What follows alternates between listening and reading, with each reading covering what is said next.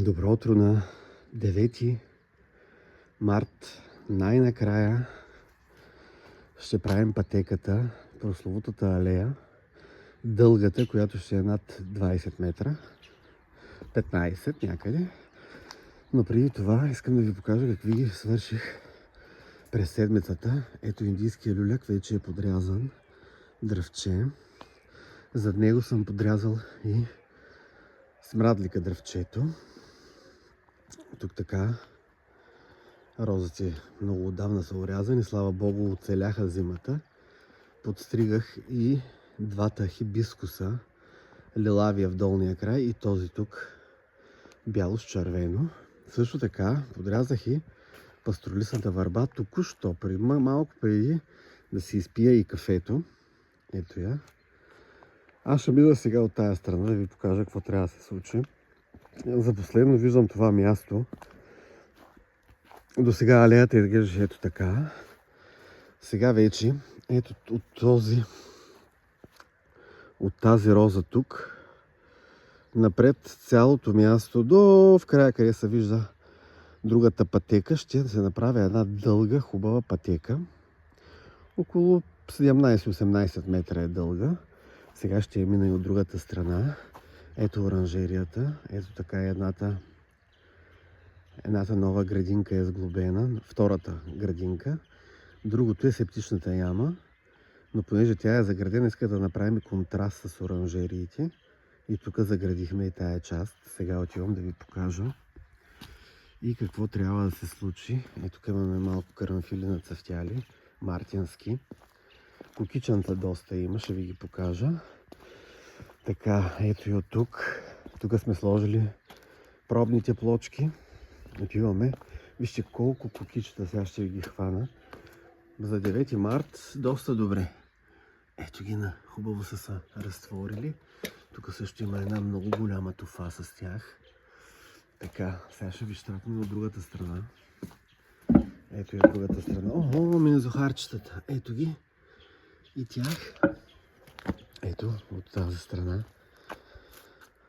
До края. От тук ще започне всичко. До другия край. Сега отивам и да ви покажа. И разбира се,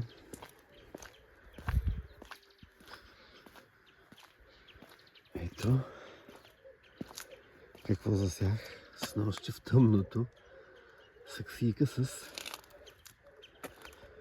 ето го утрото в Капиново. Чакайте да ви покажа и материала, който ще влезе в новите пътеки. Ето ги прословутите колчета, които ще обкантват пътеката, и ето ги тротуарните плочки. Ето го спортния полуден. Започва. Ето го татко къде е. Главният инспектор на пътеките.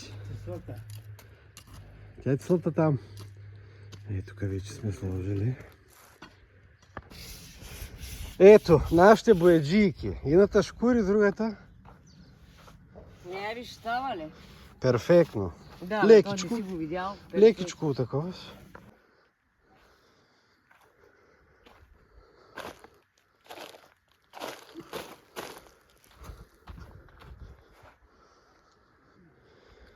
Ето как става. Ето ни отново на обекта. Слънцето пече. Сега остава тук да стигнем това място. 34 плочки още имаме да слагаме. И ето това, което успяхме да направим до обяд, как се казва. Ето ги тия 3 нови плочки. Виждате ли къде са по-светличките? И така ще ви разведа през алеята на славата. Ето как хубаво става. Ето. Тук. И до края. Като последните две ще ги срежеме. Чакаме комшията да донесе машина.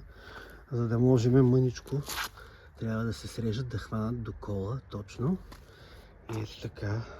Ето я алеята, която толкова време чакам. Ето я. Може да я видите.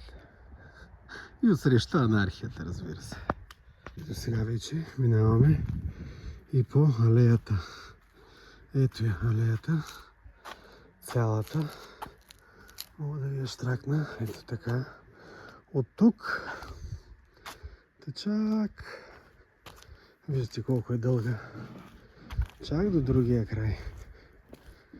Всичкото това е тя. Направо стигаме до розите.